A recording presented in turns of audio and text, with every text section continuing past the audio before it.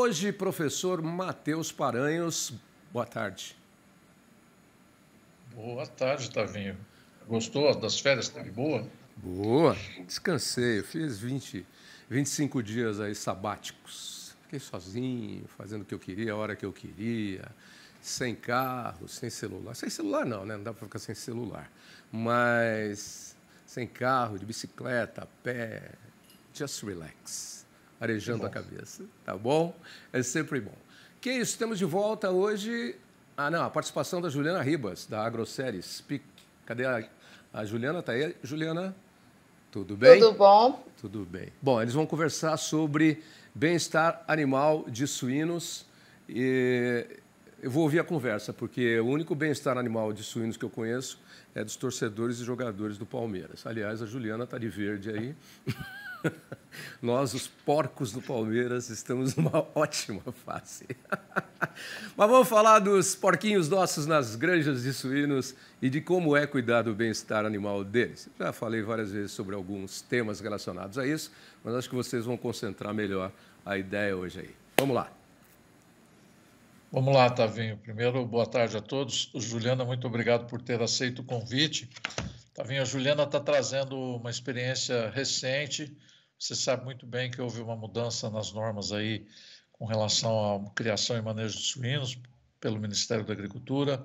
Uma delas foi estabelecer regras em relação ao corte de cauda, que era praticado praticamente em 100% das granjas, né, com os leitões, onde se produzia leitões, para evitar o problema de canibalismo. Sabe que os suínos, quando estressados, aumenta a agressividade entre eles, eles começam a morder partes do corpo, normalmente as partes que se destacam mais, o rabo, as orelhas, e ali quando cria uma ferida, isso estimula ainda mais essa mordida, né? Que causa um prejuízo, primeiro sofrimento para os animais enorme, depois um prejuízo para a cadeia produtiva, porque isso pode causar problemas de infecção ali na coluna, porque a cauda tem vértebras, obviamente, e às vezes chega até a desclassificar parte da carcaça ou a carcaça toda. E a Juliana está trazendo uma experiência nova, né, Juliana? Testando situações em que não foi feito corte nenhum, embora a portaria ou normativa, não me lembro bem, permite ainda cortar a pontinha do rabo do leitão, né? Sim, exatamente, professor. Juliana? Oi, tá me ouvindo? Tô te ouvindo. Pode continuar. Ah, então tá. Então, professor, primeiro nós fizemos um passo, né? A normativa ela permite cortar só o terço final, a pontinha da cauda, e hoje em dia o produtor ele está acostumado a cortar de 2/3 da cauda para mais, né? Quase tudo. Então, o primeiro passo foi entender como trabalhar com esse animal, cortando, vamos dizer assim, se fosse um bovino, o equivalente à vassourinha do rabo, né? Só realmente o terço final. E nós entendemos que para trabalhar com esse tipo de animal, é importante atender ali as premissas básicas de espaçamento de comedouro adequado para a fase, quantidade de água e bebedouros disponíveis para a fase, e principalmente a densidade por animal, conforme aquela que a legislação prevê. E mais do que isso, um outro fator que acho que nós já conversamos aqui em outra oportunidade, que é sobre o uso do enriquecimento ambiental, que são estratégias, né, que a gente utiliza nas baias dos animais para, no caso do suíno, permitir mais com que eles realizem o comportamento exploratório, que é natural dessa espécie. E daí nós passamos para um segundo passo, né? Porque hoje a nossa hiene, ela tolera o corte do terço final, mas ela pede que se evite o corte diário desse rabo, né? Na prática rotineira.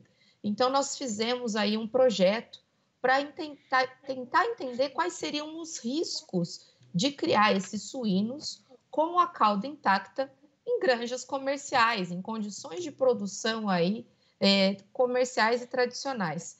E o que nós vimos, né? É possível fazer o manejo, mas se tem que ter o dobro de atenção para aqueles fatores que eu acabei de comentar aqui. Espaçamento de comedouro, disponibilidade de água e espaço por animal.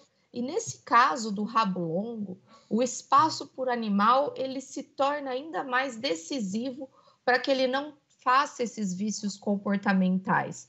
Então, assegurar ali um espaço adequado para a fase, que dependendo da fase vão ser valores diferentes, é mais do que nunca importante para que eles não redirecionem esse comportamento. Por que eu digo isso? Porque mesmo na presença do enriquecimento ambiental, se faltar espaço, se os animais estiverem muito adensados, eles tendem a realizar esse comportamento aí agressivo e exploratório, né, de mordedura de cauda um dos outros. Juliana, isso é muito legal. Esse aumento de espaço implica em aumento de custo de produção? Se sim, ele é expressivo? Professor, olha, hoje ele implica sim em aumento do custo de produção. Por quê? Nós já temos aí um incremento que o produtor tem que fazer para se adequar à instrução normativa. Hoje nós vemos que o produtor rural brasileiro ele tem trabalhado aí com taxas 10 a 15% menores do que prevê a normativa. Mas esse custo já seria para ele atender aquilo que a normativa prevê, tá? Então, se ele perde de 10 a 15% de espaço hoje de área útil, isso converte diretamente ali no custo de produção, porque ele vai alojar um volume menor de animais por metro quadrado.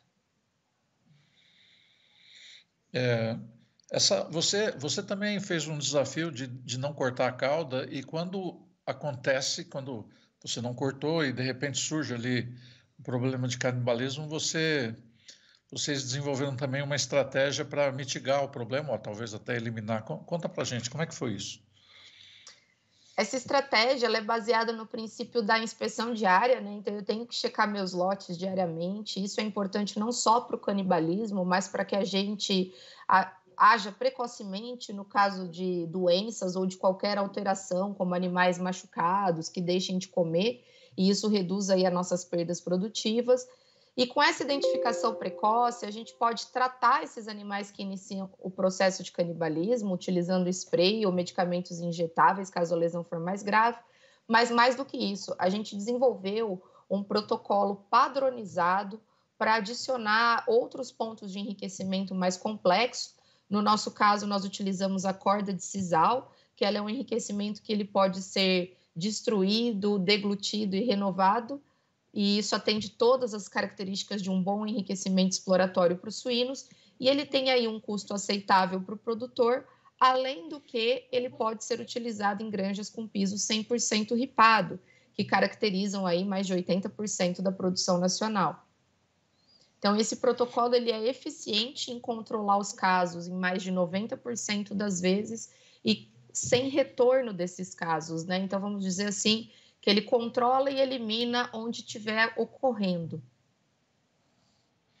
Isso é muito legal, Juliana. Uma pergunta que eu quero fazer, esse desafio de não cortar a cauda, qual foi a proporção de baias, no caso, que você teve problema e teve que entrar com essa estratégia de mitigação aí do problema? 30% na fase de creche e 17% na fase de terminação. Foram as baias que apresentaram problema. Mas, no final, animais que foram visualizados com o problema de canibalismo e que tiveram que ser removidos do processo pelo problema, ficou no indicador de 1,67%, que é um indicador muito bom quando a gente considera o cenário nacional, inclusive com animais de rabos cortados, onde muitas unidades consideram aí um limite de tolerância de 3%. Foi bem abaixo dos 3%, né? Praticamente um terço. Sim. É muito legal isso. Pode falar. Mas eu vejo que os cuidados com os princípios básicos, eles foram inegociáveis, né?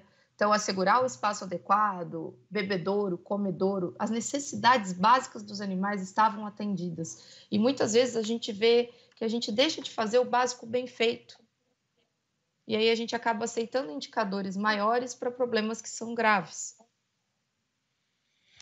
Muito bom, muito bom. O que eu estou assim contente de estar compartilhando com todos dessa experiência aí da Juliana e outras pessoas obviamente estiveram envolvidas nesse estudo é que a técnica de minimizar o problema funciona. Na verdade, talvez não precise cortar nada do rabo, nem o terço final do rabo, desde que você preste muita atenção e mantenha todo o sistema dentro de uma condição que favoreça também a expressão de comportamentos normais dos suínos, como bem levantou a Juliana aí.